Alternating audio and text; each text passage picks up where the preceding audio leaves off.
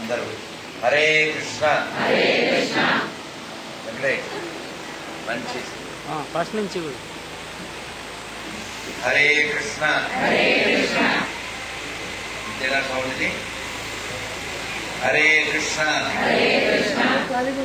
ఇది పెంచలేము, మనం పెంచచ్చుగా.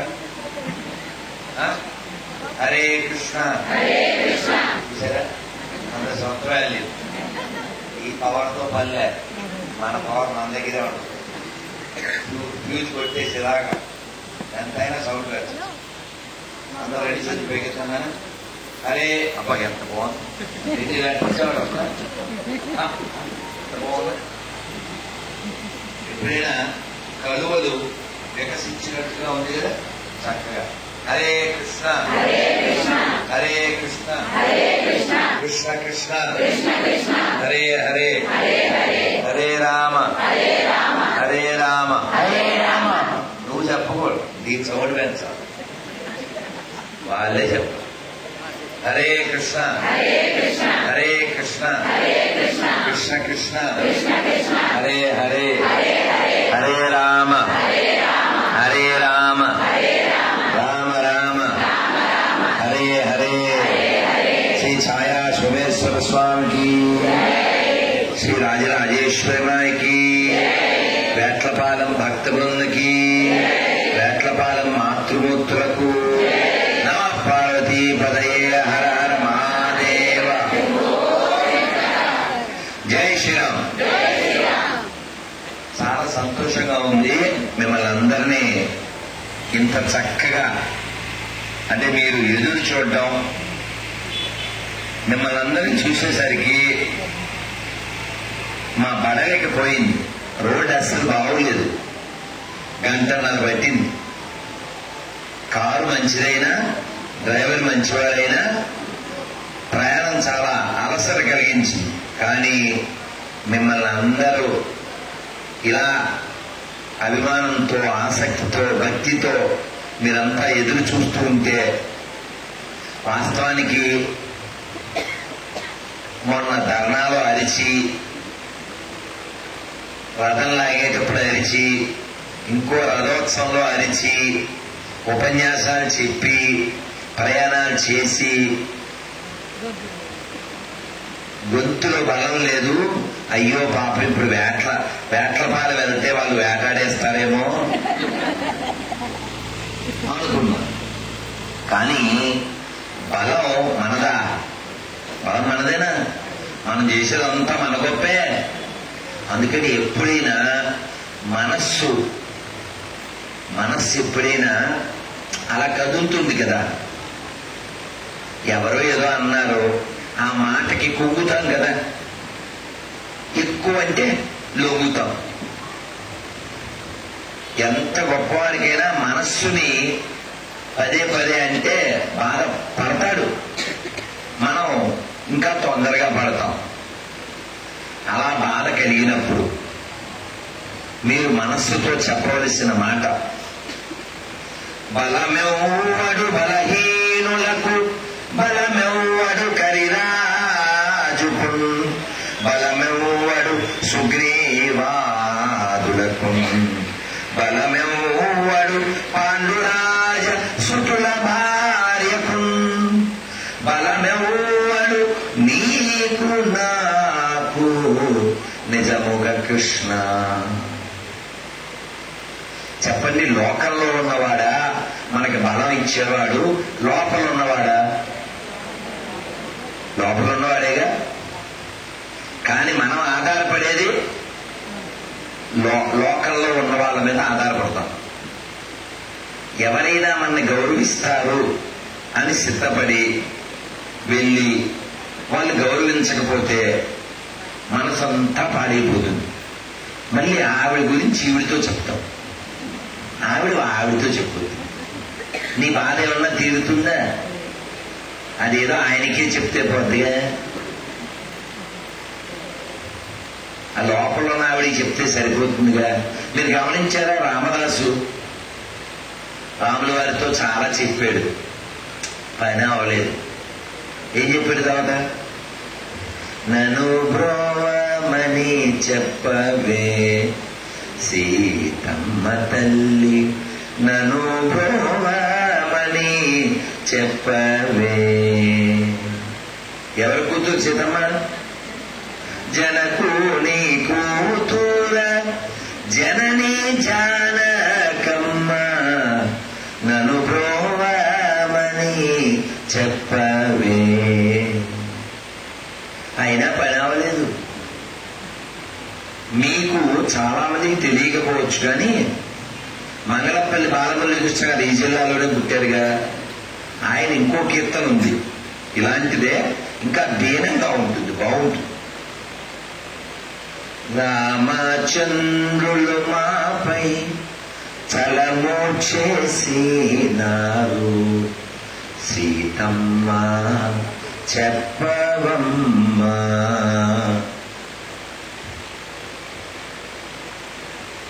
సీతమ్మ చెప్పవమ్మా. కటకట నేనేమి చేయుదు కఠిన చిత్తుని మనసు కరుగదు కర్మములెటురుండునో గదా. కఠిన చిత్తుడు ఎవరు? ఎవరినే ఎవరంటున్నాడు? రాముడు గారిని. అలా చెప్పామా, ఆయన నా మీద చూడట్లేదు, సీతకన్ను అంటారు కదా అని సీతాదేవితో చెప్పాడు. రామచంద్రుడు నాపై చలము చేసినారు సీతమ్మ చెప్పవమ్మ. అందుకనే ఎప్పుడైనా సెకండ్ షోకి వెళ్ళి నాన్నకి చెప్పకుండా వచ్చిన తర్వాత ఎవరు రక్షించారు మన్నే? అమ్మే రక్షిస్తుంది, కొట్టకుండా. అవునా? పోలండి ఈసారికి. అవునా? అందుకనే మొట్టమొదట మనందరికీ ఆ ఇల్లు నేర్పించారు. ఎవరు? తర్వాత ఈ, ఆ తర్వాత ఈ మీరు కూడా ఇలాంటి అబద్ధాలు చెప్తే ఎవడో దుర్మార్గుడు దాన్ని ఏగా దోమ అని మార్చాడు. ఈ లోపల ఎవరున్నారు? గట్టిగా ఇప్పుడు మళ్ళీ చెప్పండి.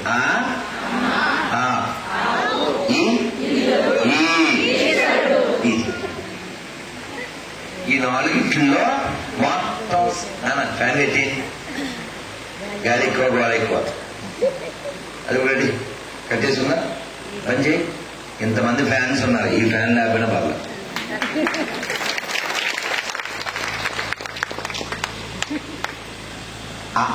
ఈలో మొత్తం ఉంది. మీకు 10 అవతారాలు ఉన్నాయి కదా విష్ణువి. ఆ విష్ణు అవతారాలు 10 నేను చెప్పగలనండి అన్నవాళ్ళు ఎవరైనా ఉన్నారా? లైన్లో చెప్పక్కర్లేదు, ఆటోలో చెప్పకపోయినా పర్వాలేదు. ప్రయత్నం కూడా చేయరా? అమ్మ చెప్తారు.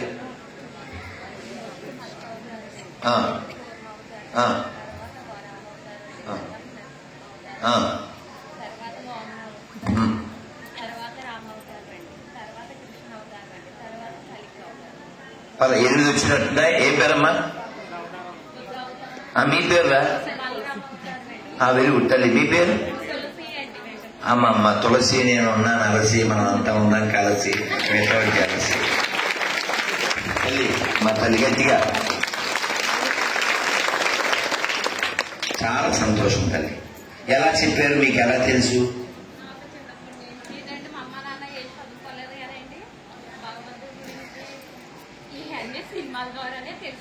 చూసారా?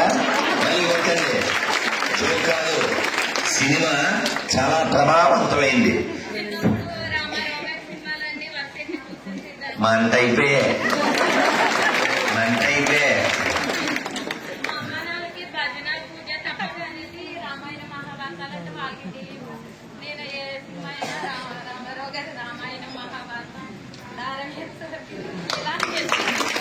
చూసారా?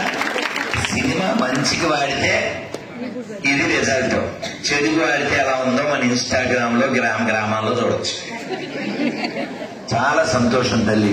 కూర్చొని నిన్న నేను వేరే పల్లెలో పశ్చిమ గోదావరిలో ప్రవచనం చేస్తూ చెప్పా, రారాజా వంచనతో గెలవడానికి ఇది జోదం కాదు, నితలాక్షుని జయించిన కిరీటితో యుద్ధం. ఎందులో? నర్తనశాలలో.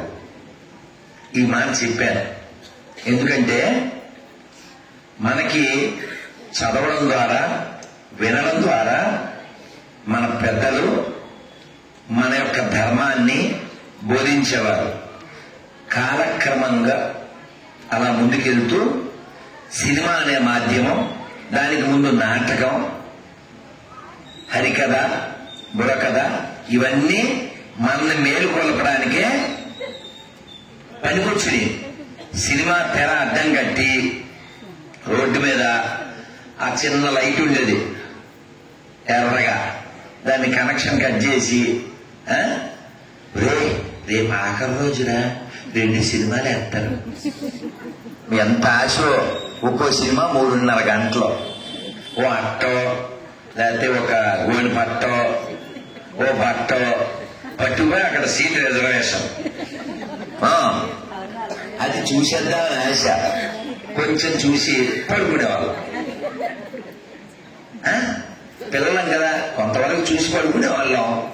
ఆ తర్వాత టార్చ్ లైట్ వేసి మా నాన్నగారు, లే పొద్దునే స్కూల్కి వెళ్ళాలే. ఎక్కడున్నాం? ఎక్కడో సినిమా తెర ఉంది. కానీ అవన్నీ గొప్ప అనుభూతులు.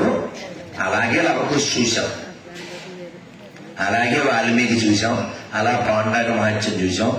సినిమాల ద్వారా మంచి చెప్పగలిగితే చాలా మంచి జరుగుతుంది. కానీ దురదృష్టం ఏంటంటే సినిమా వాళ్ళకి కాళిదాస్ కవిత్వం కొంత, వాళ్ళ సొంత పైత్యం కొంత, అవి కూడా ఉండడం వలన చాలా అక్కర్లేనివి కూడా ఎక్కుతాయి. అయినప్పటికీ కూడా మనలో చాలా మందికి కస్తూరి తిలకం లలాటపతలే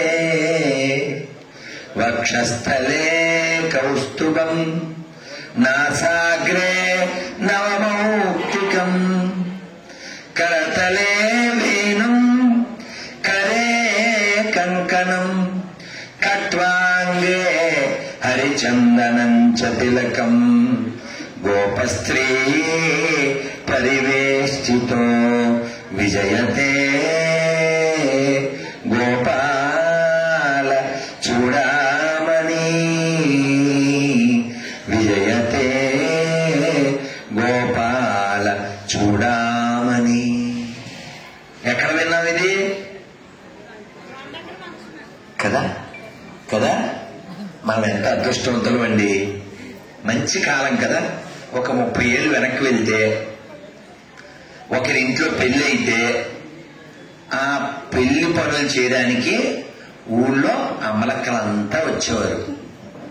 వాళ్ళ కులం ఏదైనా, వాళ్ళ ఇల్లు ఎక్కడున్నా వాళ్ళ ఇంట్లో వాళ్ళలాగా, వదినా ఏంటి పిండి ఏం చేయమంటావు అని అడిగి చాలా చొరవగా చనువుగా అన్ని చక్కబెట్టేసేవాడు. వాళ్ళ అమ్మాయి పెళ్లి అన్నట్టుగా. అలాంటి వ్యవస్థ మనకు ఉంది. భారతదేశం ఎప్పుడూ కోఆపరేషన్ మీద నడిచింది, కాంపిటీషన్ మీద కాదు. అందుకని మనం వేదం చెప్పింది, వేదం ఏం చెప్పిందో ఈ తల్లుడికి తెలియకపోయినా దాంట్లో ఉండే భావాన్ని వాళ్ళు పాటించారు. ఏమిటది? సంగచ్చర్థం. నానా ఆ పిల్లలంతా ఇక్కడ కూర్చోండి, ఒరే ఇక్కడ కూర్చోండి ఎదురుగా. ఎవరు మాట్లాడితే వాళ్ళకి మైక్ ఇచ్చేస్తాను, నాకు కూడా రెస్ట్ లేదు. అందుకని అదేదా మాట్లాడితే మైక్ ఇచ్చేస్తాను. సంగచ్చధ్వం సంవదధ్వం ఇదేనా కలిసి నడుద్దాం. ఇప్పుడు అర్చక స్వామి వారు ఉపనిషత్తులోంచి వేదంలోంచి గణపతి స్తుతి చెప్పారా? ఎంత బాగా చెప్పారు. అలా చెప్పాలంటే వాళ్ళు అలా సాధన చెయ్యాలి, అభ్యాసం చెయ్యాలి, ఓ గురువుని ఆశ్రయించాలి. అవన్నీ ఓ 12 ఏళ్ల పాటు నేర్చుకోవాలి. చాలా నియమాలు ఉంటాయి. మనకి ఈ చెడ్డ సినిమాల వలన, చెడ్డ రచనల వలన పంతులు అంటూ అవమానిస్తూ, మొన్న మధ్య అంటే 1 సంవత్సరం అయిండొచ్చు, పిఠాపురం దగ్గర ఎక్కడో పెళ్లి చేయిస్తుంటే పురోహితుడి మీద, ఎక్కడ ఎవరు ఎక్కడది అక్కడే కదా, అలాంటి పైత్యం పనులు అవి చేయొచ్చా? చేయకూడదు కదా.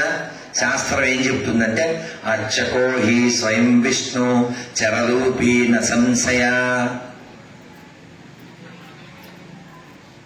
కాబట్టి మనం ఒక పూజారినో ఒక పండితుడినో అవమానిస్తే మనం అవమానించుకున్నట్టు. గుడి బాగుంటే ఊరు బాగుంటుంది. గుడి కేవలం బ్రాహ్మణ ఒక్కరినే పోషిస్తుందా? గుడి ఆధారంగా పొలాలు, మాన్యాలు, వ్యవసాయం, ఉత్సవాలు జరిగినప్పుడు అందరూ ఉంటేనే కదా ఉత్సవం. మేళ తాళం ఉండాలా, లోపల వేదం ఉండాలి, బయట నాదం ఉండాలి. అవునా కదా?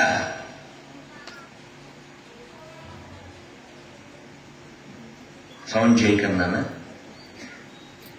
అందుకని మనం ఒకరినొకరం చర్చిస్తూ ధర్మాన్ని తెలుసుకునే ప్రయత్నం చేయాలి. అంతేగాని అక్కర్లేని వాటి కోసమని ఈగోకి పోయి ఈశ్వరుడిచ్చిన ఈ శరీరాన్ని పాడు చేసుకోవద్దండి. మళ్ళీ వస్తుందా? ఈ శరీరం పడిపోతే మళ్ళీ వస్తుందా? ఇప్పుడు కాలం పిల్లలు ఎలా తయారయ్యారు? సినిమాల ప్రభావం వలన, చెడ్డ వాళ్ళు ఎక్కించడం వలన ఏం పాట పాడతాడు వీడు? రెచ్చిపోదాం బ్రదర్. ఎలా అదేనా? ఎలా టీషర్ట్ ఆ సంజయ్గా రెచ్చిపోదాం బ్రదర్. కానీ నెక్స్ట్ ఏంటి? చచ్చిపోతావు బ్రదర్, వెయిట్ చేస్తుంది వెదర్, యముడు తీస్తాడు లెదర్. అవునా కదా? యముడికి దయ ఉంటుందా? యముడికి దయ ఉంటుందా? యముడు వచ్చాక ఎవరన్నా ఆపగలరా? యముడి పేరేంటి? దండపాణి. రాముడి పేరేంటి? మీకు ఎవరు కావాలి? దండపాణి కావాలా, కోదండపాణి కావాలా? రామదాస్ గారు ఏం చెప్పారు?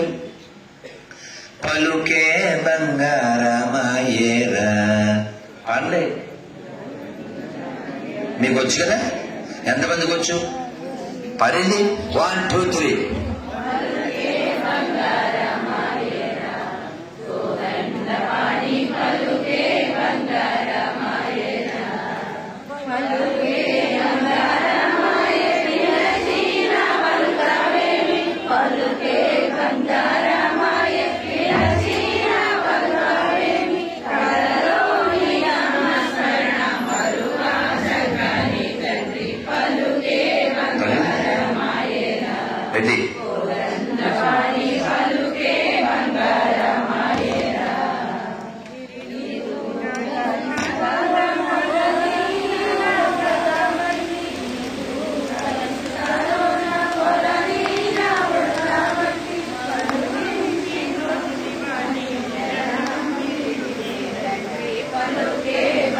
బంగారమాయేన కోదండపాణి పలుకే బంగారమాయేన. బోలో సీతారామచంద్రమూర్తి భగవానికి, లక్ష్మణ స్వామికి, పవన సుతవీర హనుమానికి, నమ పార్వతీ పదయే హర హర మహాదేవ్. ఒక కీర్తన పాడుకుందాం. మనం ఎప్పుడు మన ప్రారంభంలో చెప్పుకున్నాం, మనసు ఎప్పుడైనా కుంగిపోతే, బలహీనమైతే, లోపల ఎవరున్నారో మనం గ్రహించగలిగితే లోకం ఏమైనా మనకి ఇబ్బంది ఉండదు. మీరు ఒక్కసారి పరిశీలన చేయండి. రాముల వారికి బలం ఎక్కువ ఉందా, రావణాసుడికి ఎక్కువ ఉందా? రావణాసురుడికే. రావణాసురుడి కోట ఉంది, నగరం ఉంది, అన్ని చోట్ల గెలిచి అధికారం ఉంది, ఆయుధాలు ఉన్నాయి, పిల్లలు ఉన్నారు, సైనికులు ఉన్నారు, వాహనాలు ఉన్నాయి. మరి రాముల వారికో కోతిమోక, అంతేగా, బాణాలు. మరి ఎందుకు గెలిచారు రాముల వారు? ఏముంది ఏముంది? గట్టిగా గట్టిగా ఏమిటి? అందుకనే రామో విగ్రహవాన్ ధర్మ. రాముడంటే పోత పోసిన ధర్మం. కాబట్టి మనం ఏది విడిచిపెట్టినా ధర్మాన్ని విడిచిపెట్టకూడదు. ఎప్పుడైనా పిల్లలు అలుగుతారు కదా, అలుగుతాం కదా, అడిగేదా? పిల్లలుగా ఉన్నప్పుడు మనంతా అలుగుతాగా, నేనేం తినను, నువ్వు ఎప్పుడు ఇంతే అంటావా? అలా అడిగావా? అలా అడిగినప్పుడు ఎవరైనా తినమన్నా అమ్మ బతిమాలినా, నాన్న బతిమాలినా, ఫ్రెండ్స్ బతిమాలినా నేనేం తినను నువ్వు అంటారు కదా. కానీ మొత్తానికి వాడి వీక్ పాయింట్ ఏదో ఉంటది, సినిమాయో ఇంకోటో ఇంకోటో అని చెప్తే అప్పుడు తినేస్తాడు. ఎందువల్ల? చిన్నవాడు కదా. రాముడు వారిని అడవికి వెళ్ళిపోయాక వెనక్కి తీసుకొద్దామని ఎవరెవరు ప్రయత్నం చేశారు? భరతుడు. ఆయన ఒక్కడే వెళ్ళాడా? అయోధ్యలో సగం మందిని తీసుకెళ్ళాడు. గురువులతో చెప్పించాడు, వశిష్ఠుడితో, జాబాలితో, ఊళ్ళో వాళ్ళు, వాళ్ళ అమ్మ, పిన్నులు అందరూ. రాముడు ఏమన్నాడు? మీరు వెళ్ళిపోండి, నేను అయ్యాక వస్తా అన్నాడు. మనమైతే ఏం చేస్తాం? కొందామనుకున్నాను, వీళ్ళంతా రిక్వెస్ట్ చేశారని. మనకు దొరికితే పాపం, ఇంకా ఎవడో పిలవలేదు అనుకుంటా. అవునా? నీ కోతి ఉపవాసం తెలుసా నీకు? కోతి ఏకాదశి చేద్దాం అనుకున్నా. ఇలాగే ఉపన్యాసం విని ఏకాదశి ఉపవాసం మనం చేద్దాం, వేట్లపాలు వాళ్ళైనా మనం కూడా చేద్దాం అని ఉపవాసం ఏకాదశి అని చెట్టు మీద కూర్చున్నాయి. కూర్చుంటే అందులో కోతి అంది, మనం ఇవాళంతా ఉపవాసం ఉంటాం, రేపు పొద్దున్న ఇక్కడ నీరసం వచ్చేది కదా, కొమ్మల మీదకి దూకి పండ్లు అయ్యి కోసుకోలేం కదా, అందుకని ఇప్పుడు పండ్లు కోసి స్టాక్ పెట్టుకుందాం. మంచి ఐడియా, బాగానే ఉందిగా. ఫ్రిడ్జ్ లేకపోయినా గుజ్జు వాడిందిగా, ఫ్రిడ్జ్ లేకపోయినా గుజ్జు బాగానే వాడిందిగా అని పండ్లు అవి కలెక్ట్ చేసి పెట్టుకున్నాయి. కాసేపటికి ఇంకో కోతి అంది, బాగానే పెట్టుకున్నాం, రెడ్డి నువ్వు కావాలితే కూర్చో, రే చంటాడు నువ్వులే, రెడ్డి కూర్చో, స్టాండ్ వేసుకో. అక్కర్లే, వాడికి అక్కర్లే, నేను చెప్పింది చేయాలి, నీ నోటితో పని లేదు మాకు. ఆ పిల్లలు లేపండి, పిల్లలు లేపండి, కూర్చో. దానికి ఏంటి పెద్ద డిస్కషన్. సో ఈ రెండో కోతి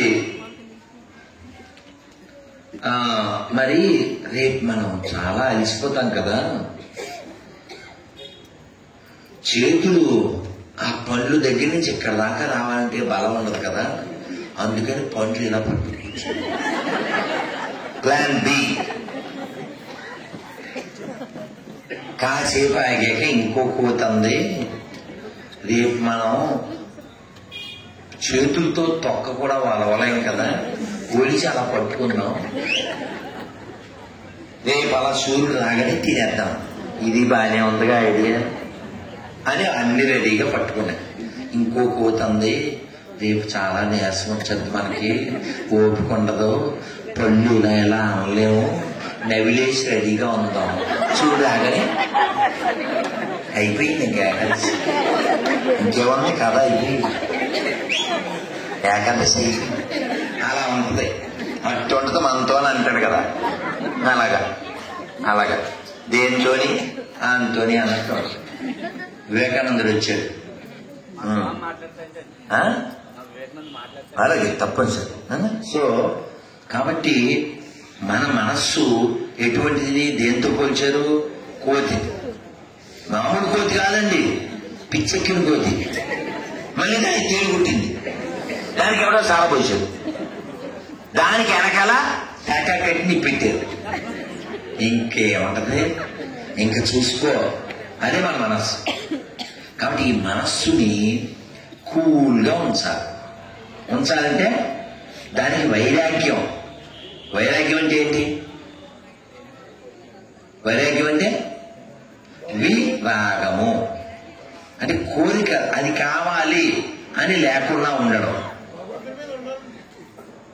నాకు ఇది కావాలి అనే కోరిక ఉందా, నీకు దుఃఖం వస్తుంది. నీకు దుఃఖం వస్తుంది.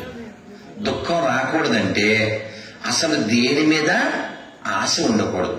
దానికి భగవద్గీతలో స్వామి చెప్తారు, యదృచ్ఛ లాభ సంతుష్టో అంటారు. అంటే లభించిన దాంతో సంతృప్తి చెందు. ఇప్పుడు వచ్చేటప్పుడు గుళ్ళో నుంచి ప్రసాదం ప్యాకెట్లు ఏవో తెచ్చారు. ఆ కవర్ నా పక్కన ఉంది. వాళ్ళందరినీ తినమని చెప్పాను. మరి మంచి వాసన అదేది, నేను కూడా తినచ్చుగా. ఎవరిని ఆపుతారా? తినను. ఎందుకని? నా నియమం ఒక్క భోజనం. ఇప్పుడు బహుశా పాలు తాగుతాను, అవి లేకపోయినా పర్లేదు.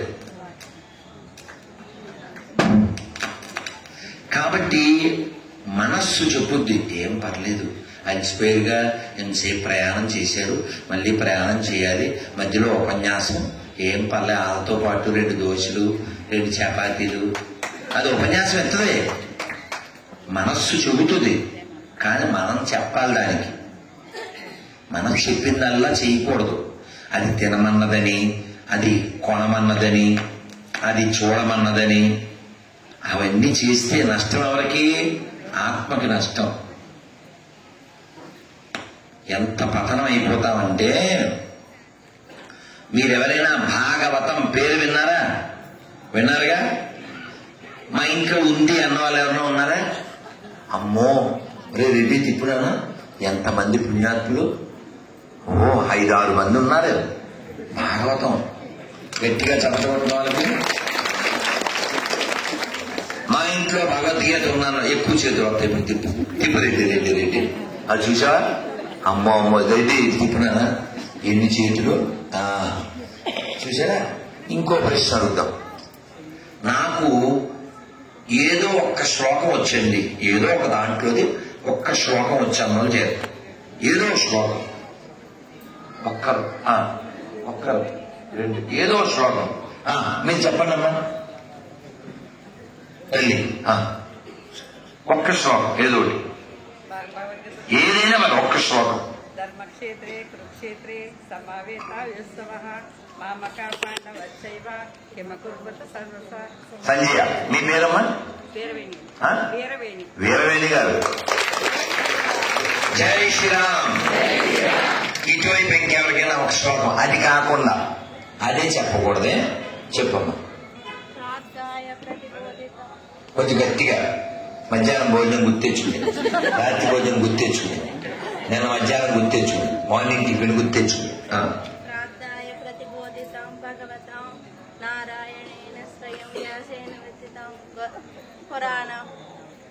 ఇంకో వైకుంఠ ఇవ్వండి. మహాభారత అద్వైతామిదవర్షిణి భగవతే అష్టాదశాధ్యాయిని అంబత్వామని సంధ్యామి భగవద్గీతే భగవద్వేషిణ. బాబా ఏం పేరమ్మ మీ పేరు? భవానీ. భగవద్గీత తల్లి చాలా సంతోషం. ఇలా ఆఖరిలోది నేను చిన్నప్పటి నుంచి విన్నాం కదా మనం ఘనసాల భగవద్గీతలో, భగవద్గీతే భగవద్వేషిణి. ఏమిటి ఇలా చెప్పారు? తెలియదు కదా బాల్యంలో. ద్వేషం అంటున్నారు, భగవద్గీత అంటున్నారు, ఏంటి భగవద్వేషిణి అంటే అర్థం ఏంటండి తెలుసా? పర్లే చెప్తానమ్మా.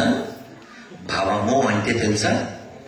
భవము అంటే దుఃఖాన్ని ఇచ్చేటువంటి సంసారం. అందరూ ఒకసారి చెప్పండి, నమస్కారం మొదలుపెట్టి. జన్మ మృత్యు జర వ్యాధి దుఃఖ దోషాను దర్శనం. ఏమిటివి? పుట్టడం దుఃఖం, మరణించడం దుఃఖం, వ్యాధి దుఃఖం, వృద్ధాప్యం దుఃఖం. ఈ నాలుగింటి నుంచి భగవద్గీత బయటపడేస్తుంది. మనం ప్రారంభంలో చెప్పుకున్నామే ఆ ఈ